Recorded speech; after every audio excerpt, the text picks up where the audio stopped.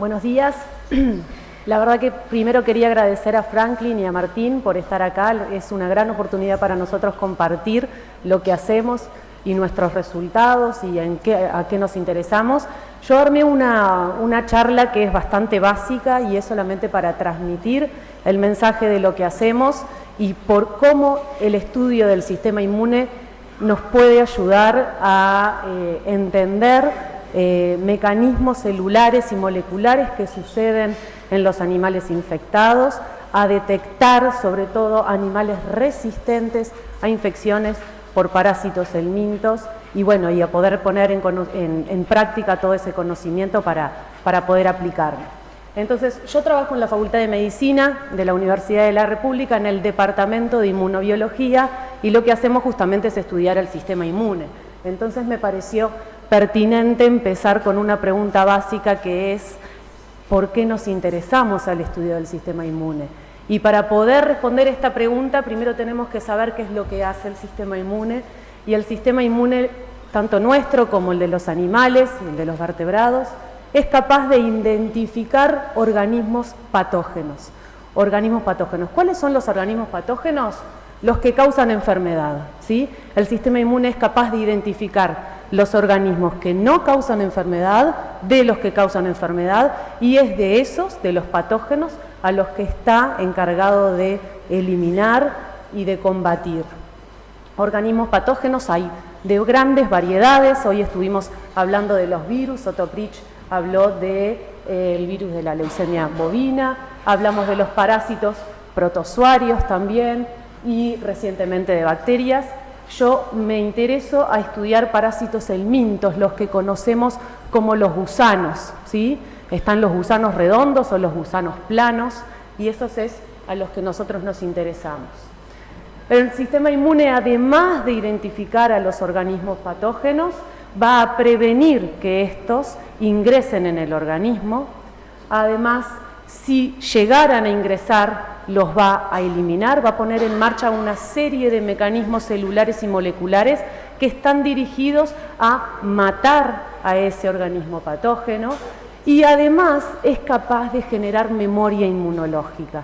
Memoria inmunológica que es la base del desarrollo de las vacunas. La mayor parte de las vacunas se focalizan a inducir anticuerpos, ¿sí? Anticuerpos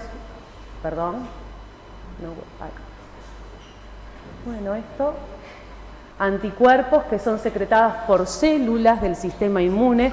Esos anticuerpos son moléculas que reconocen a los patógenos y que persisten en el sistema inmune del organismo, así como las células que los producen, ¿sí?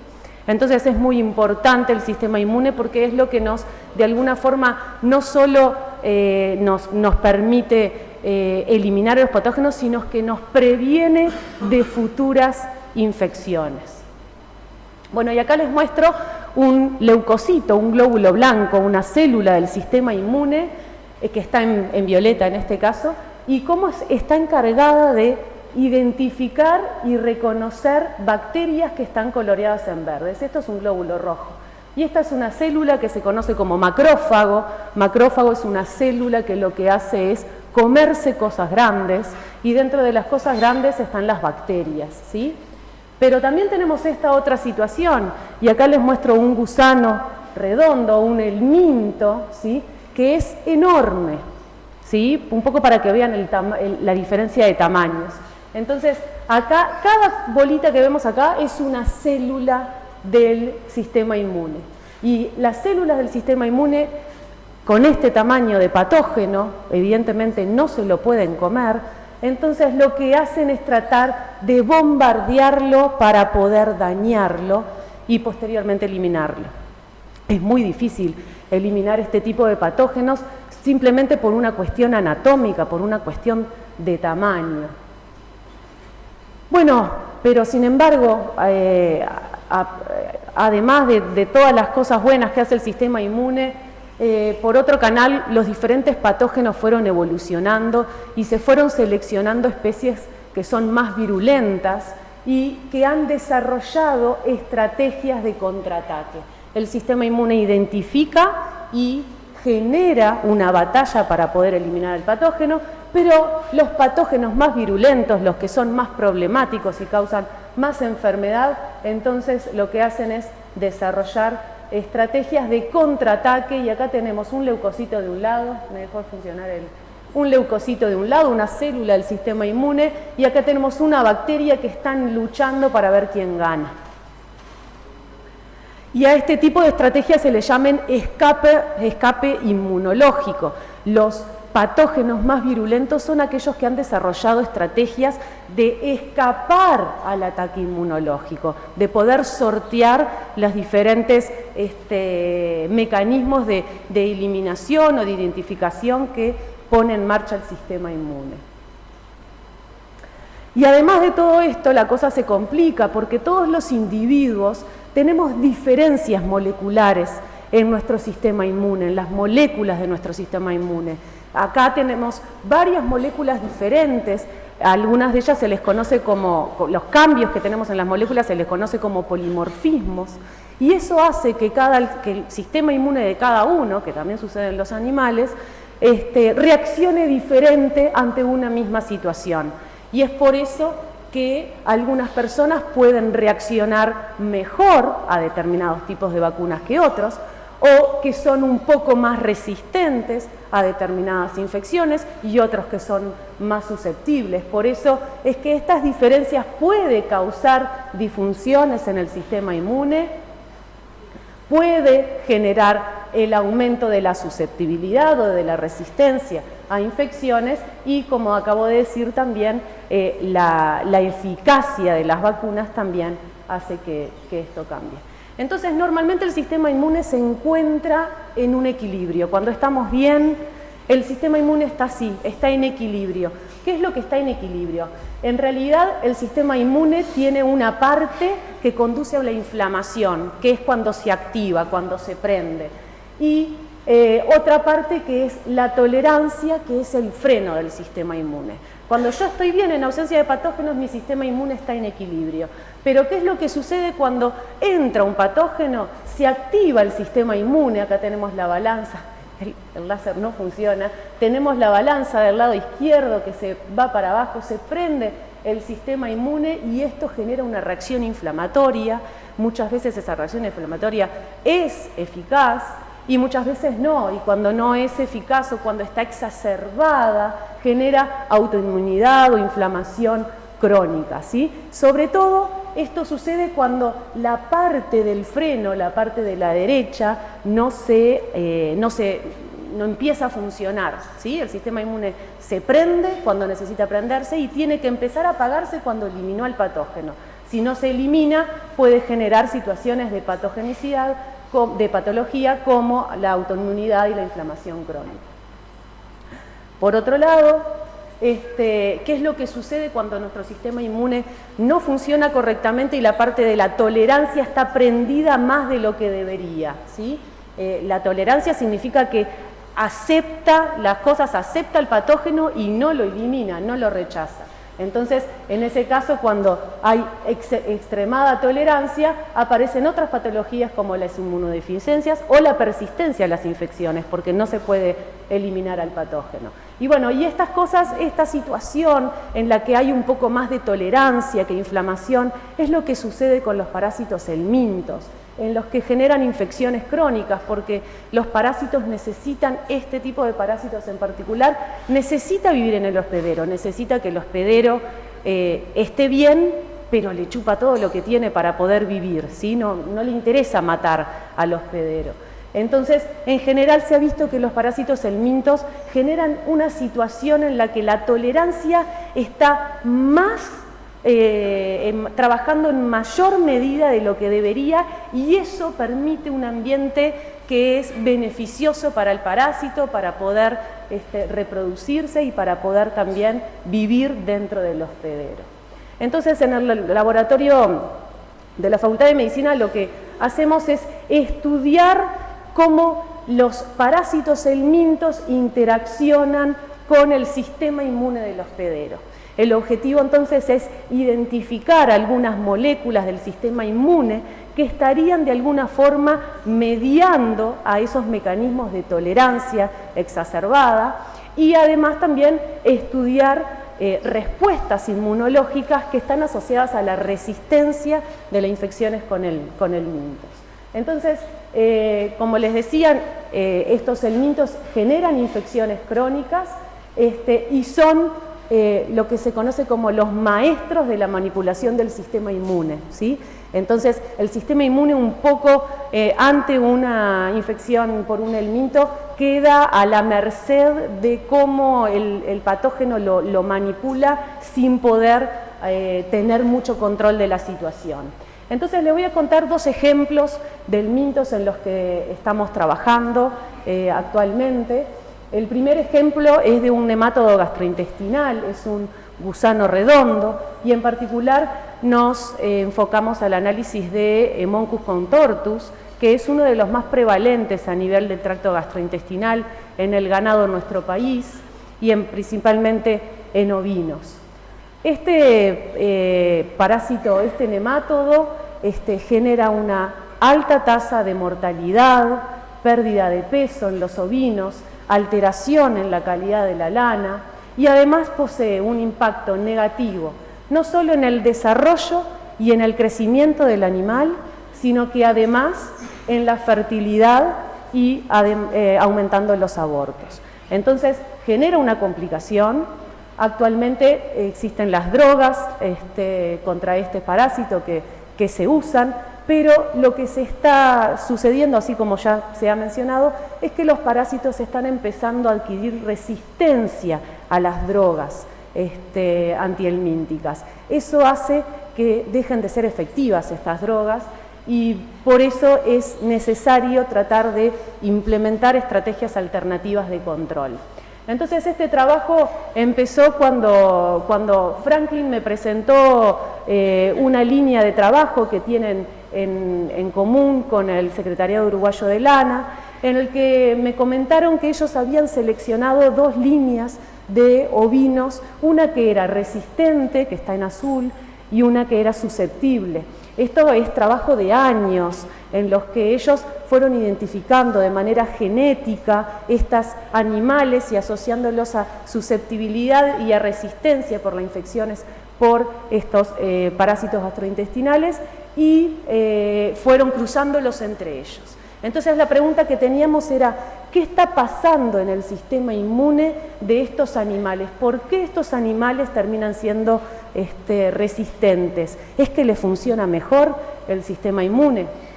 Entonces se generaron estas dos líneas, pero además se generó una tercera línea que fue cruza de la Corriedal resistente con una resistente merino australiana y entonces se generó una tercera cruza también resistente. Entonces, para estudiar y abordar el estudio del sistema inmune, lo que hicimos fue hacer una infección experimental. Tomamos corderos susceptibles, resistentes de las tres líneas y crecimos los parásitos y se infectaron los parásitos, los ovinos. Y entonces acá les muestro cómo da la infección, cómo se puede leer la infección en estos animales. Lo que se muestra en este gráfico es, bueno, en el eje de las ordenadas no me funciona el láser, es la cantidad de parásitos presentes en los animales, ¿sí? Y la curva que está marcada con los cuadraditos vendría a corresponder a la susceptible. Y como ven, hasta el día 14 no se identifican parásitos. Sin embargo, a partir de la tercera semana post-infección empiezan a aparecer, a detectarse parásitos en la materia fecal y la línea que es susceptible tiene niveles de parásitos mucho más elevados que las dos resistentes que están bien más cerca del cero, ¿sí? Entonces la pregunta era, bueno, ¿qué está pasando con el sistema inmune? Lo que hicimos acá fue tomar muestras de sangre, tomar muestras de saliva y con eso lo que hicimos fue estudiar diferentes aspectos del sistema inmune. Acá yo les voy a mostrar solamente uno que tiene que ver con... ¿Cómo? No. Entonces, acá les voy a mostrar uno de los aspectos que estudiamos, que es los anticuerpos específicos contra el parásito que desarrollan los animales susceptibles y resistentes ante el desafío parasitario. Y entonces quiero que miren acá, a ver si ahora me funciona, acá la de cuadraditos. La de cuadraditos hace así, sube a las 3 semanas y luego a las 3 semanas empieza a bajar. Los cuadraditos son los animales susceptibles. Con lo que vemos es que tienen niveles de anticuerpos variables en suero. Sin embargo, miren lo que sucede con los dos resistentes. Los dos resistentes estarían elevados y constantes, ¿sí? Desde el inicio de la infección experimental, los animales resistentes tienen anticuerpos específicos contra el parásito y estos no cambian durante todo el transcurso de la infección experimental. Sin embargo, en los susceptibles no tienen niveles muy significativos de anticuerpos y recién pueden tener niveles equivalentes de anticuerpos específicos a las 3 semanas postinfección.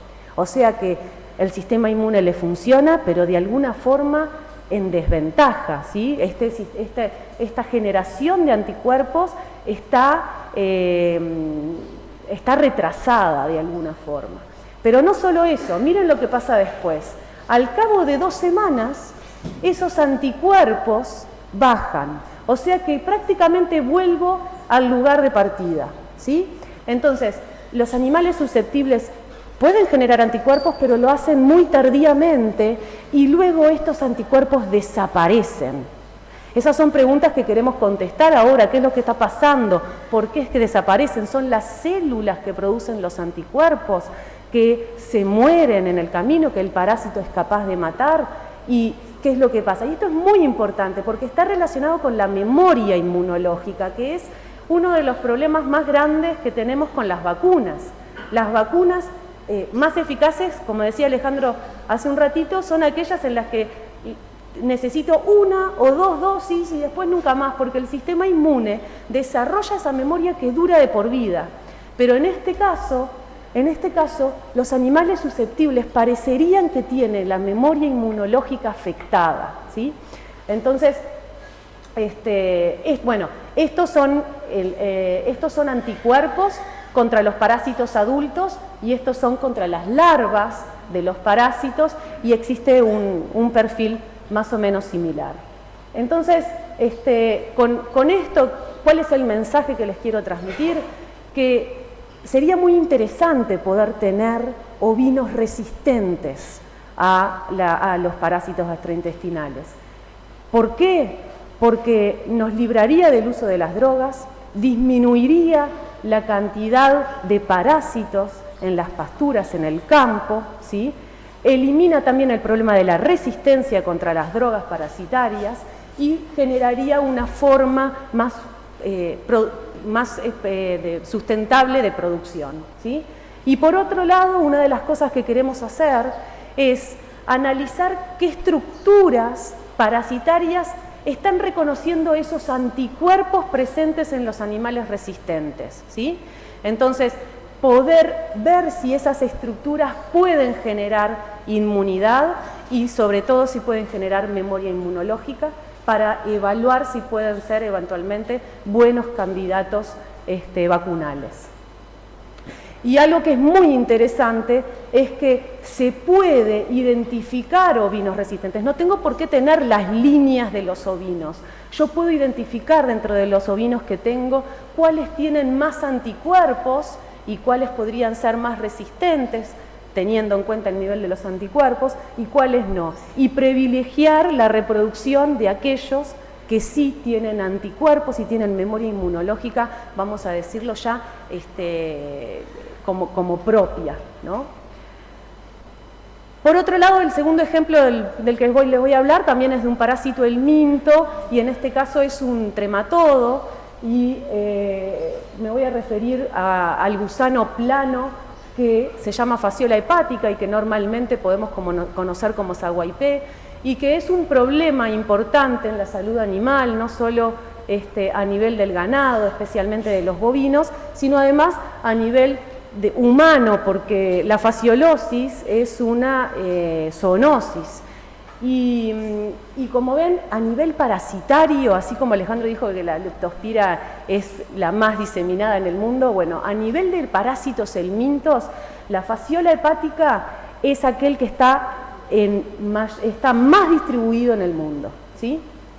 Entonces, por supuesto, a nivel de la fasciola hepática, la problemática que nosotros tenemos es el bovino, el decomiso de hígados. La fasciola se instala en el hígado, genera daño hepático, y esos hígados hay que decomisarlos.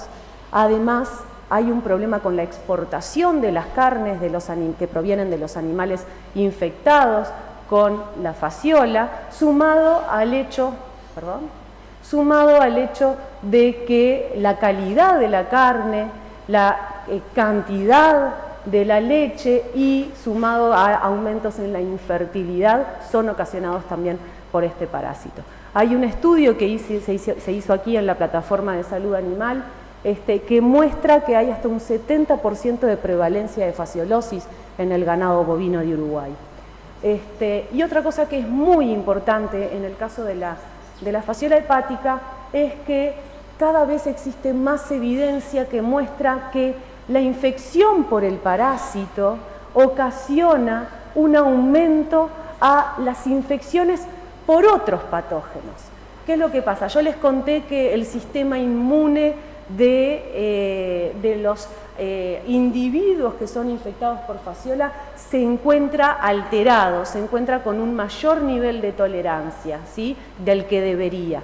¿Y eso qué hace? Que el sistema inmune quede vulnerable no solo para la fasciola, sino para otros patógenos con los que los animales se pueden enfrentar. Y entonces hoy se sabe que cuando un animal, un bovino, está infectado por la fasciola, el riesgo que tiene de infectarse con Mycobacterium bovis y de contraer la tuberculosis bovina es mucho mayor. Entonces ahí es cuando la cosa se empieza a complicar y es importante identificar los animales infectados para poder prevenir este tipo de situaciones. Entonces, como les decía recién, en la condición de infección con fasciola hepática que establece infecciones crónicas, el sistema inmune se encuentra alterado y hay una mayor tolerancia de la que debería haber.